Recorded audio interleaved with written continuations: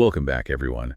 We've had some requests to take a closer look at the Brahma Purana, specifically Chapter 6, to sort out some of the lineage stuff. Yeah, it can be a bit tangled, lots of names and connections to keep track of. Exactly. So for those of you who want to really understand how the Chandravamsha, the lunar dynasty, the lineage of Janu, and then those families of Brigu and Kushinka all fit together, this deep dive is for you. We're talking births, marriages, even some divine interventions, all weaving together this tapestry of interconnected destinies. Love that. Yeah. The tapestry. So let's start right at the beginning with the birth of Chandra, the moon god. Now, I know this story, but it never ceases to amaze me. This sage, Atri, goes into deep meditation. Ah, yes, intense tapasya. Right. And it's so powerful that his energy actually manifests as Chandra. So wait, you're saying the intensity of his devotion literally created a celestial body? Precisely. And not only that, but the tears from Atri's eyes, brought forth by this profound devotion, they become illuminating water. Okay, so right away we see this connection between spiritual practice and the creation of light and life. Pretty powerful imagery, right? And then Brahma, the creator god himself, recognizes Chandra's importance and places him on a chariot to orbit the earth. Yeah, highlighting his role in sustaining life, Chandra becomes the king of plants, medicine, water, even the Brahmanas. Wow. Diverse portfolio. Yeah. But even with all that going on, even gods, it seems, can falter. Yeah. So Chandra performs this grand yajna, a ritual sacrifice, and attending him are these 9 goddesses, including Lakshmi herself, the goddess of prosperity. Kind of feels like he's at the peak of his power here, right? Indeed. However, fueled by this sense of, I guess you could say, invincibility, he makes let's call it a misstep.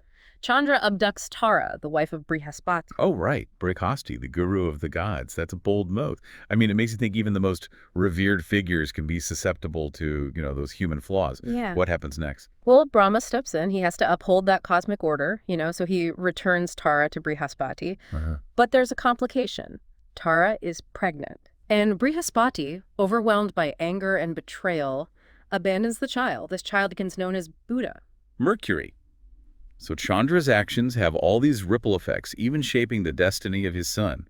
And Buddha, even though abandoned, he goes on to become pretty significant himself, right? Yes, he does. His lineage eventually leads to Purava, a virtuous king, who marries Urvashi. Now, she's a celestial nymph, right? Exactly. Their union wasn't just romantic, it was symbolic, bridging the celestial and the earthly, a hint of that divine potential within humanity. Nice. So they have 7 sons, and it's through one of their descendants, Janu, that we get another fascinating story.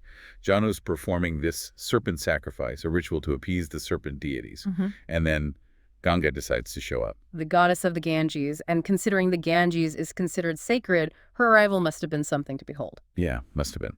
So Ganga is drawn to Janu and expresses her desire to be his wife, but he rejects her. Which triggers a, let's say, forceful reaction. Ganga unleashes the river's full might, threatening to totally submerge his sacrificial area. Wow. How does he respond to that kind of divine power? Well, Janu does something pretty incredible. He drinks the entire Ganges River. He drinks the whole river. It's an incredible image, right? A mortal man consuming an entire river. Talk about power and control. But she can't stay contained forever, right? Right. The sages, recognizing Ganga's importance, they plead with Janu to release her. He eventually agrees, but with a condition. Ganga will now be known as his daughter, Jahnavi. So this reconciliation, this new, more harmonious relationship between humanity and nature. So much in that story, I feel like. Definitely. Okay. Janu then marries Kaveri, another river goddess, and they have a son named Sunadya. From Sunadya, the lineage goes to King Kusha. He's got 4 sons. And one of those sons, Kushika, gets raised among cowherds. Imagine that, right? A prince growing up as a cowherd. Pretty far from royal way. Yeah, which instilled in him this profound respect for the natural world, and he longs for a son as powerful as Indra, so he dedicates himself to intense tapasya. Tapasya. It's more than just meditation, right? It's like channeling willpower to affect reality. You got it. And Kushika's tapasya is so potent that it attracts Indra's attention. The king of the gods is always a little wary of potential rivals, so he decides to, intervene. Intervene. So how does a god do that? Does he, punish Kushika for his ambition? Actually, no. Indra, in a surprising twist, he appears to Kushika as his son. He takes on human form as Gadi. Whoa. So Indra becomes part of the Chandravamsha. Yep. adding yet another layer of complexity to this whole lineage. Wow.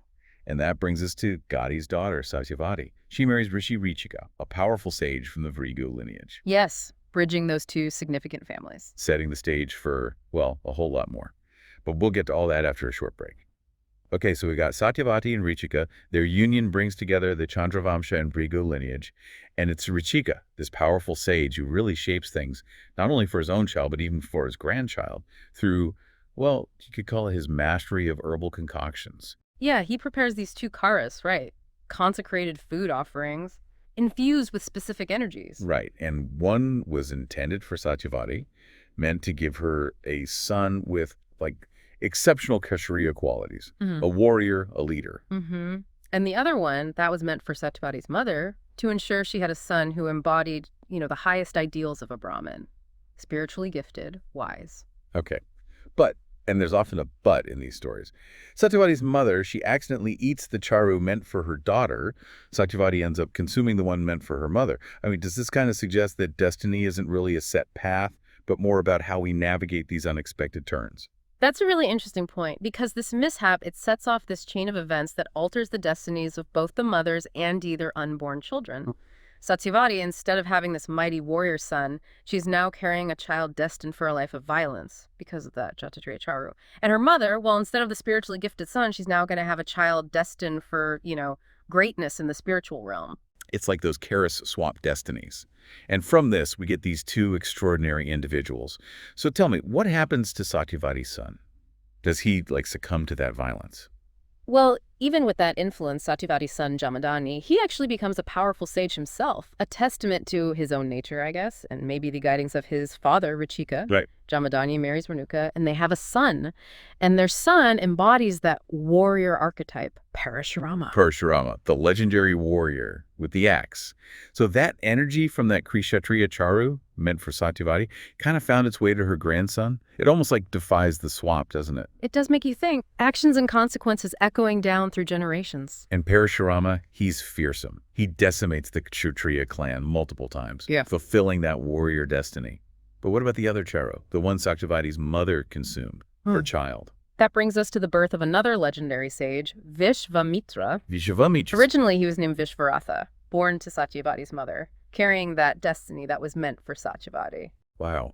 So we've got Parashurama, this formidable warrior, and Vishvamitra, this sage of immense power, both from that accidental exchange, like the universe balancing those forces out. Yeah, their stories are totally intertwined, right? Parashurama, the warrior, committed to his dharma, even if it means violence. And then Vishvamitra, he's initially this powerful king, but then he gives it all up to pursue spiritual enlightenment. It really highlights that duality within us. The warrior's action and the sage's pursuit of wisdom. Did they even have encounters in some versions of the epics? Oh, yeah. Definitely showcasing that tension, that balance between worldly power and spiritual transcendence. It's a recurring theme. Makes us think about our own lives, action versus introspection. Their destinies coming from that simple twist of fate. I mean, how much control do we really have over our own paths? It's a question worth pondering, especially when you think about the impact of actions taken, generations before us. So we've explored the lineage of Chandra, we saw the birth of Buddha, dove into the story of Janu and Ganga, untangled those destinies of Parashurama and Vishvamitra. Amazing how these seemingly separate narratives connect. Like threads in a tapestry. And this is just one chapter of the Brahma Purana. Imagine all the other stories. So many. So for our listeners, I think a key takeaway here is that lineage isn't just about bloodlines, it's about inheritance. Qualities, values, even the effects of choices made generations ago. And those effects, they can be unexpected, powerful, shaping the course of history. But it also shows that we're not just defined by our past. Vishvamitra's transformation, king to sage, it highlights that potential for change, for evolution. Our destinies aren't fixed. We hope this deep dive has given everyone a new appreciation for these ancient lineages and those connections, and hopefully it'll spark your curiosity to explore these stories even more. Yeah, remember, the Brahma Purana isn't just stories, it's a philosophical work too, offering insights into the human condition. Keep asking those questions. What can these stories teach you about yourself, about your place in the world? What kind of legacy do you want to leave? So we've really journeyed through some incredible stories from this Brahma Purana, tracing that lineage from Chandra's birth all the way to Parashurama and Vishvamitra and their intertwined destinies. As we wrap up, what really stands out to you from all these narratives? Well, the way the Brahma Purana weaves these seemingly separate threads together, it's not just like, here's a genealogy. It's like a reflection on, the human experience. Themes of ambition, consequence, that whole idea of fate versus free will. Yeah, each story, each character, it just adds another layer to this whole tapestry. Like take Janu, consuming and releasing Ganga. It's not just a dramatic story, right? No, definitely not. It says something about us, humanity and nature, that desire to control, but also the need for like respect and harmony. Exactly. And that Sharu mishap, right, leading to those unexpected destinies of Parashurama and Vishvamitra, it really makes you think about destiny, doesn't it? Are we bound to a certain path, or can we shape our own destinies through our actions, our choices? Makes you wonder if the universe like course corrects, even when we mess things up. Interesting thought. Parashurama, he's that warrior, fulfilling the destiny that was meant for Satyavati, and Vishvamitra becoming that sage, embodying that spiritual potential meant for his mother, almost like restoring balance. It's like the Brahma Purana. Through these stories, it invites us to think about those deeper truths. Our lives aren't isolated. We're all connected, like threads in this grand cosmic design. And the choices we make, they ripple out, affecting not just us, but everyone who comes after us. So understanding lineage, it's not just about, oh, here's my family tree. It's recognizing that inheritance of qualities, values, even karmic consequences echoing down through generations. Exactly. These stories in the Brahma Purana, they're like a guide. They make us think about the choices we're making, the impact we have, striving for that balance, cultivating both our inner strength and our spiritual wisdom. Both are essential. Absolutely. Well, we've come to the end of our deep dive into the Brahma Purana. We hope it's giving you a new understanding of those ancient lineages and how they're all connected. But even more than that, we hope it sparked a curiosity in you to keep exploring these stories. And remember, it's more than just stories. It's a philosophical work, full of insights into what it means to be human. So as you continue your exploration, ask yourself, what can these stories teach you about yourself, your place in the world, and the legacy you want to leave behind?